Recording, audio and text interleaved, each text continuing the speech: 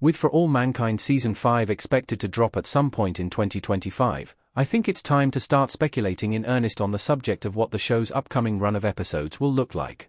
Although For All Mankind Season 4's ending provided some clues about what will happen when the saga continues, there's still a lot that's been left up to the imagination.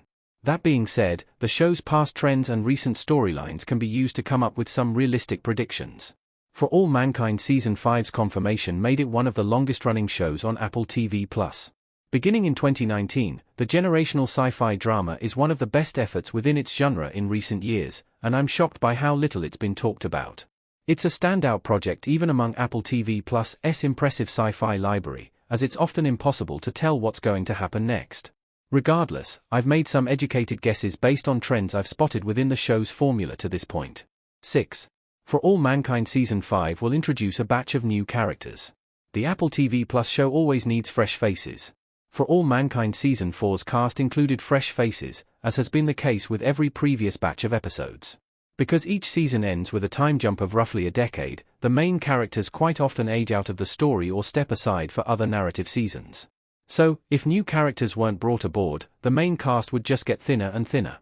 So, I would be very surprised if For All Mankind Season 5 didn't repeat this trend. Of course, the show won't completely dispense with all of its pre-existing characters. For All Mankind has long thrived on telling its characters' stories over incredibly long periods of time. The actors often need to be plastered in makeup for it to work, but it has become one of the show's biggest hallmarks. For instance, despite Joel Kinnaman only being in his mid-40s, Season 4 had him playing Ed Baldwin in his 70s. 5. Mars will be enjoying a new age of prosperity, but it'll be under threat. It would be boring if Happy Valley just continued to thrive without obstacles to overcome. The colony on Mars was a huge part of For All Mankind Season 4's story, after being established during a tumultuous origin story in Season 3. After a brief period of seeming like Earth was going to divert resources from Happy Valley, Season 4 included a thrilling subplot about Ed Baldwin and Dev Issa, Eddie Gathgay, hijacking the Goldilocks asteroid. The huge ball of rock was filled with valuable resources that were intended to be, although a glimpse at the show's alternate version of 2012 at the end of For All Mankind Season 4 reveals their plan has indeed resulted in the Mars colony thriving even more than it already was. The show isn't one to let things go well for very long. Sure, a long time may have since passed within the world of the show, but there will be a reason why Season 5 is picking up where it is. I'm convinced something will threaten Mars' success, and could even risk the lives of everyone in Happy Valley. 4. Ed Baldwin will appear in flashbacks only. Joel Kinnaman may have a different kind of role in For All Mankind Season 5. Joel Kinnaman's presence among For All Mankind Season 5 cast has already been confirmed, but it hasn't been announced exactly what Ed Baldwin's role will be in the upcoming run. Although Ed could still be alive on Mars, it's equally possible that he will have died of old age by 2012. I'm relatively certain the latter will be true, but that doesn't mean Ed can't still be part of the story via creative means. Although the show doesn't typically look anywhere but forward, flashbacks are always a possibility. For All Mankind Season 4 included flashbacks to the Mars colony's formative moments, and they showed unseen scenes that were set shortly after the events of Season 3. So, there is already a precedent for the storytelling technique within the show. Ed has been in every season of For All Mankind so far, so there are no restrictions on which era could be flashed back to. Kinnaman is even still young enough to play Season 1 era Ed if that's the plan.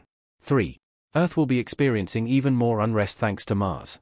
For All Mankind's extended space race is hurting the blue and green planet. One of For All Mankind's longest-running subplots is how space exploration is negatively impacting those left behind on Earth.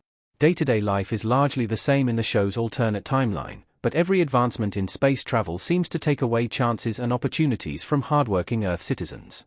It has never really received much direct attention, but it has been bubbling away in the background, and it can't be ignored forever. With the Moon already such a major part of Earth's economy, the additional success of Mars thanks to the Goldilocks mining operation will pull even more resources towards the Red Planet.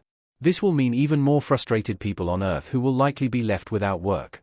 There will be some who can sign up to work on the Moon or Mars, but being forced to do so rather than choosing that path is sure to cause more tension, and probably riots. Plus, there won't be room for everyone. 2. Margot won't spend all of For All Mankind Season 5 in prison. Ren Schmidt's character is too important to be kept locked up. After taking the blame for Aleida Rosales, Coral Pina, and her inputting of the rogue code that sabotaged the Goldilocks capture mission, Ren Schmidt's Margot Madison ended For All Mankind being arrested by the FBI.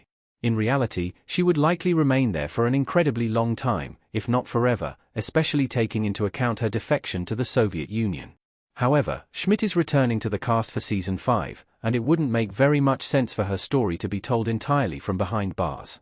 Therefore, I expect her to be released in some capacity.